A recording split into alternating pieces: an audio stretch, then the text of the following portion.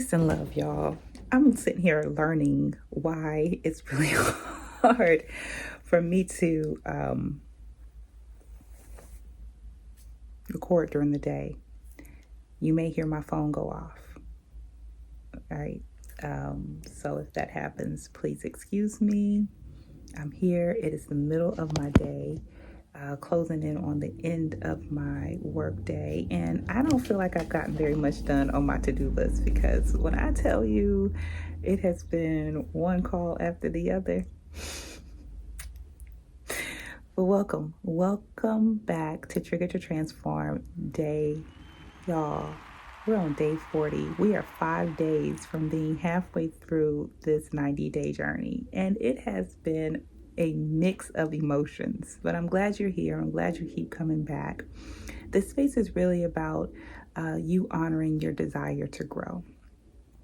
Right? This space is designed as a holding container for the things that come up that we do not address and sometimes just continue to live through. This is Triggered to Transform, right? And the idea is to identify the trigger, find out where it rests inside of your body, calm your nervous system, and figure out how in the heck do I get on the other side of it. And I say figure out, but we sit in meditations, we journal, we listen to our intuition, we merge with those that are around us that are doing the work that we want to do or that we're blossoming into. This space isn't just for, what you call it, seasoned spiritualist or seasoned self-learners. This is a self-mastery space, right? So if this is day 1 of your self-mastery, or day 40, or year 59, welcome. Please remember to like, subscribe, share, comment, email me, set your appointment to talk to me one-on-one, right? All that is available to you through this space. I call this Trigger to Transform Self-Mastery Academy. And it is more than coaching. This is you getting yourself through the mud.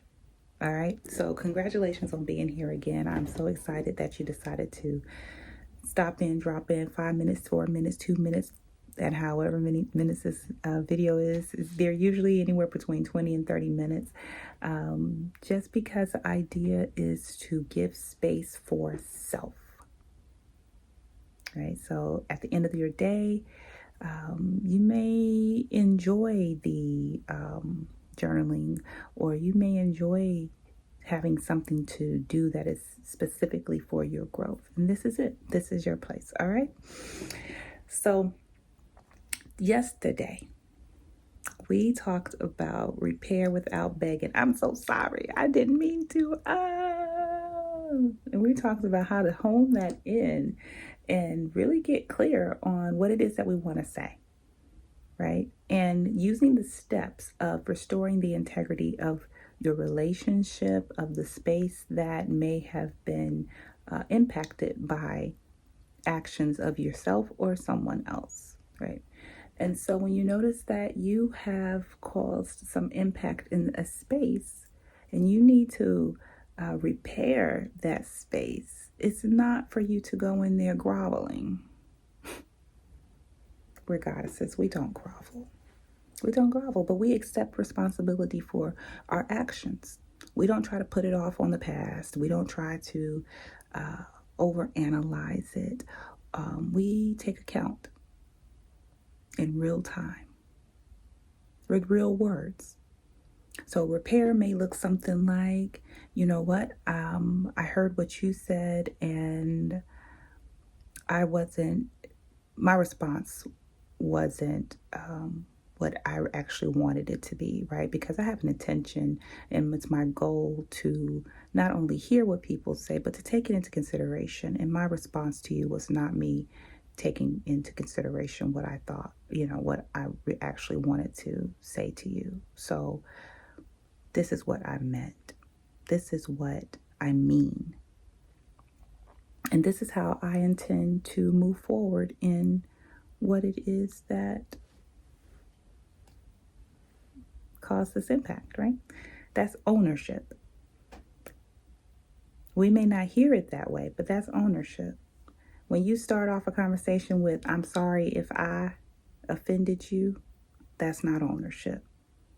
I'm sorry if you thought I was, that's not ownership.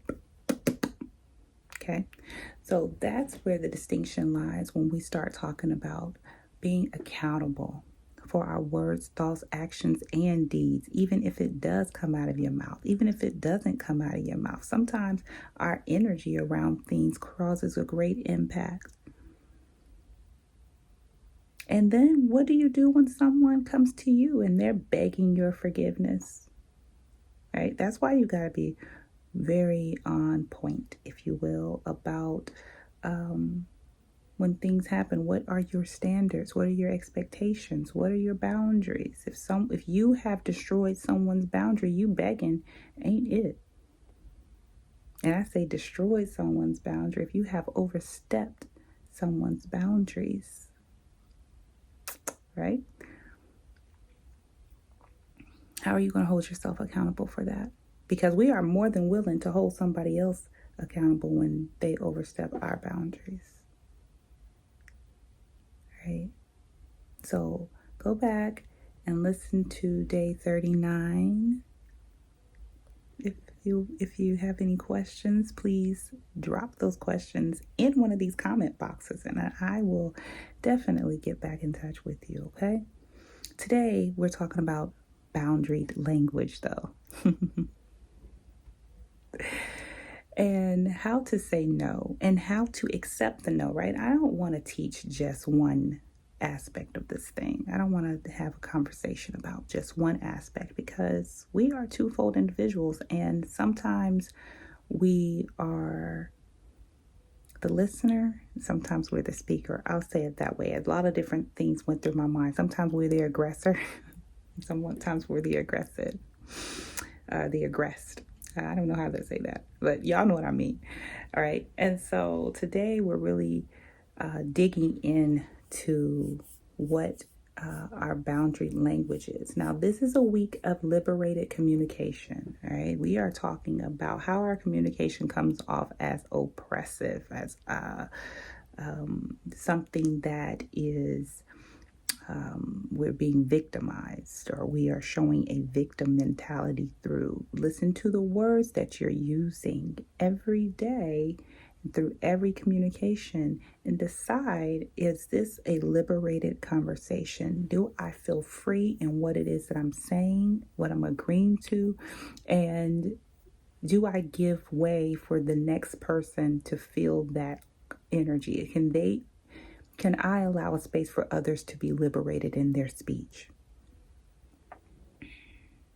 Don't get me started. So that's where we are, right? And so when we start thinking about boundaried language,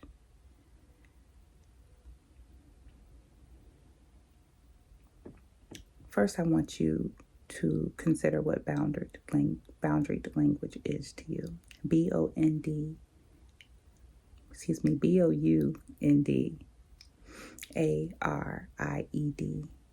language. And sit with that just for a moment.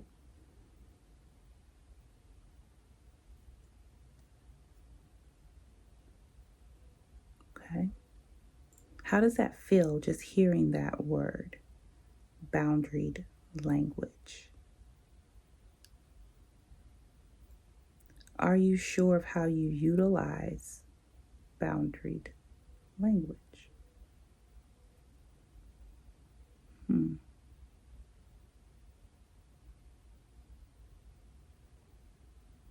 The note here that I have written says, say no once without the story. Now, if y'all have been here for a few weeks, y'all know my favorite practice, or what I have us practice all the time, is saying no.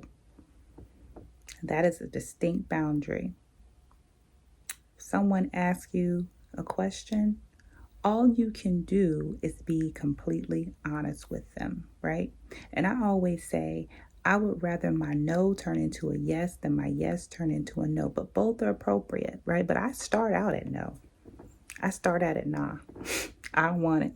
I don't want to do that. Now, have I lost opportunities being in that vein? Yes, but has more things come available to me through me being in direct communication with myself about my no and knowing where my no's are absolute? I don't use maybe, I don't use what ifs really when it comes to my boundaries. They are just what they are, right? So first, what are your boundaries? What do you need to say no to in your life? No, I'm not going to eat that second bag of chips. I might. No, I'm not going to talk to this person anymore because this happens when I talk to this person. No, this person does not have access to me anymore because these standards, expectations were not met and these boundaries were crossed. What are your boundaries for yourself and for other people? One of my major boundaries is I don't tolerate disrespect. No, you cannot disrespect me because I'm not going to disrespect you. And the minute that I notice you disrespecting me, I turn all that off. Go. No. Exit stage left. Hard stop. Without explanation. Right? Because I feel like when we have taken a moment to get to know people, when we have stopped and paused and really become aware of our likes and dislikes, and we get to share that with people, then that's the opportunity to, if you will, share that information about yourself. Now, respect is one of those things that it shouldn't have to be explained. That's just not one of the things that have to be explained. We should all know what it is to be respectful of one another. And if we don't, that's when we get to either provide an opportunity to have that conversation, right, as a precursor to the no, right? Understand, like, this feels like disrespect to me, and I'm not the type of person who allows disrespect towards me.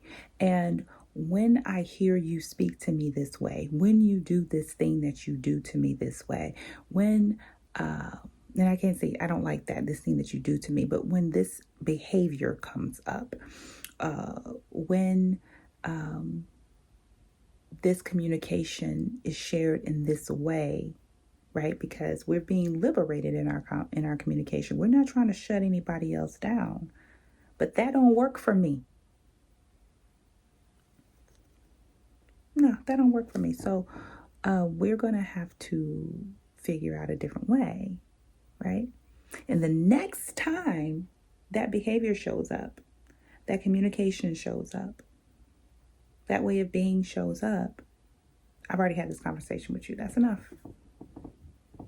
Especially adults. Children, I don't really treat that way immediately. Adults, immediately. Because there should be absolutely no reason that you don't understand what I'm saying to you. Because I would understand if someone says to me, I don't like it when you ... and I respect that person, I will redirect, if you will, right? I will redirect my energy. Like, oh, you know what? I didn't even know that was a thing for you. And I'm glad you shared that with me. And I'll watch my way of being with you. Right? Simple. But what we want to do, Like it becomes a thing. We want to go into this dramatic response for correction. We don't have to do that. We don't have to do that.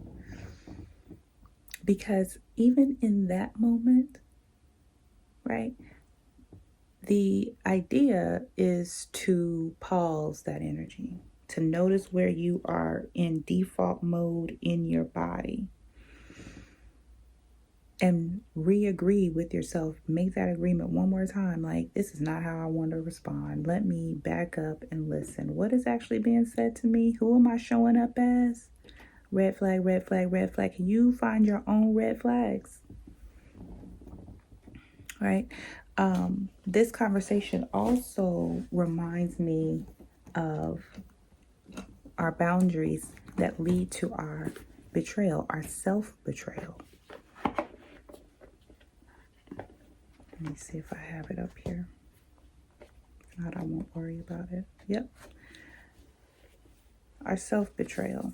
This was our card for today in Goddess Church. Nancy. Betrayal. We don't need to betray ourselves to get along with other people. We don't need to use compliance when our boundaries have been crossed. But the major interaction with that is, how am I betraying myself by going along to get along, right? This goes back to day 36, the compliance. How am I betraying myself in my compliance to standards, expectations, and boundaries that have been crossed? Why? When didn't I say no? When didn't I protect myself? And I just let things be the way that they are. And now I feel resistance. Now I feel shame. Now I feel anger. Now I feel guilt. Now I feel because I didn't take care of myself. I didn't find out what my boundaries were and implement them in a way where I said no when something came against my boundaries. Boundaried language.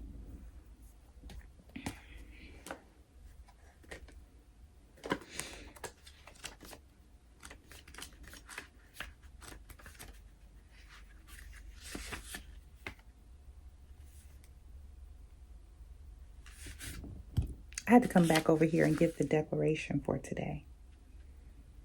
She says, I am willing to know the truth. Can you tell yourself the truth about who you are, who you're being? And where you've allowed your boundaries to be crossed? Can you now identify that, right? Because we have a steady track. My boundaries, here we are. This is the topic. My boundaries, what are they?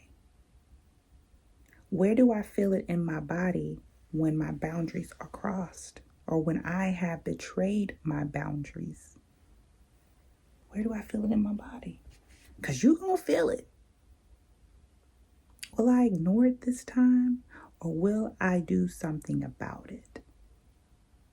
Will I do something about it? What am I going to do? Right? Can I tell myself no? Can I tell myself no? In the next time this thing comes up, can I be truthful with myself and say, nah, I don't want to go? No, I don't want to talk about that. No, I'm not interested in seeing it no more. Boundaried language that supports, I'm no longer going along to get along. That supports expressing your emotions honestly with truth and without attack.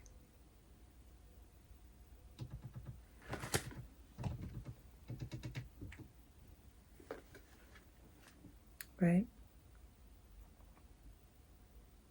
And can I operate in this without begging? Can I draw a hard line in the sand that says, nah, nah, not today, not this time around? I hope that all makes sense, y'all. Boundary language, practice it, and not that superficial boundary language. I'm talking about the real deal. I've given this some thought, and these things, this is just how I practice being in my way of being. And I was going to say being within myself. Because if you can practice the things that you expect from someone else within you, one, you won't go through the self-betrayals. Two, you won't feel victimized by anything that anyone does to you, because you will understand that I'm at choice. And while I have allowed this to take place, no more, not today, not for any reason, that is enough.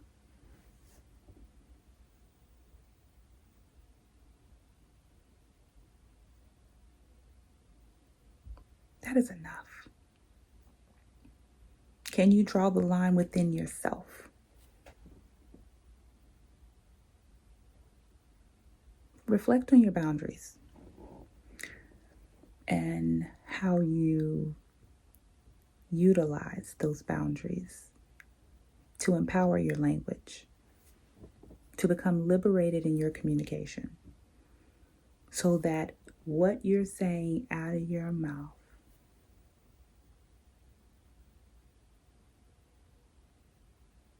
is absolute to who you are. Ain't no more straddling the fence. Ain't no more playing in lukewarm water. You either are or you ain't.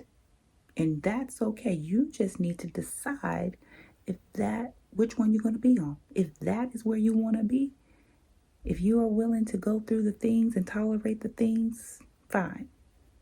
If you're not, fine. But it's your decision. It's you who gets to decide. You are at choice.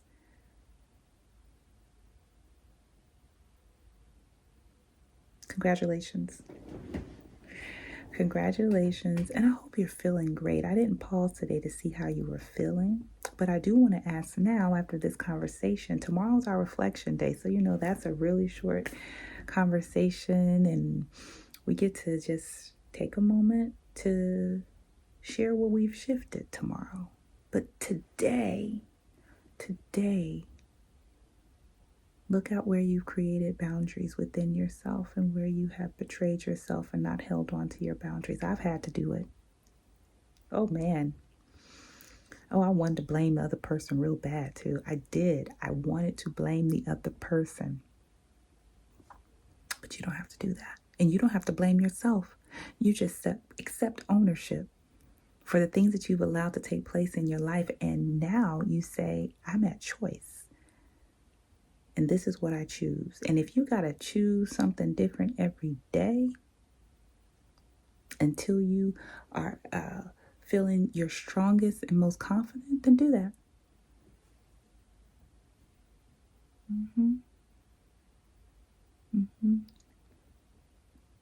Right? And keep transforming yourself. Keep evolving into the person that you know that you are. Stay in a space of peace, of love, of gentleness.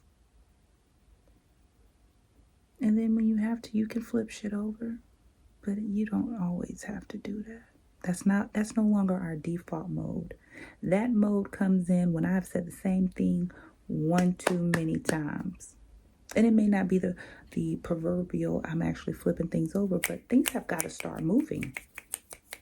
I'm not standing in this space. I'm not standing no stuck stagnation or whatever I need to do inside of myself to bring it up and bring it out. And that's what I'm willing to do. But it starts with me. And it starts with you. So keep being amazing. Keep loving on yourself. Keep enjoying this person that you are becoming. Keep pouring into yourself. And anything that doesn't resonate with you and pouring of the energy into your own cups, then that's when you know you need to move that and get rid of it. Nope. Because it's not taking me anywhere. It's not getting me any closer to not straddling the fence. Be who you say you are. All right, I'm getting out of here. Because I just had 3 more calls in the last 25 minutes. And I'm going to go return some phone calls. And enjoy the rest of my day. And we will get together again. Don't even worry about it. Welcome to Auntie's house. Remember to grab your shoes and put my socks back in that basket on your way out the door. And put that tea glass. Needs a little tea. Yeah, get your tea glass and put it in the sink. Don't worry about it. I'll wash it in a little bit. I got some other stuff to take care of in there anyway. All right? And I'll see you later. I love you with all my heart. And thank you for being here with me. I am Goddess. Goddess is all I am. I am the many. I am the one. Y'all be well.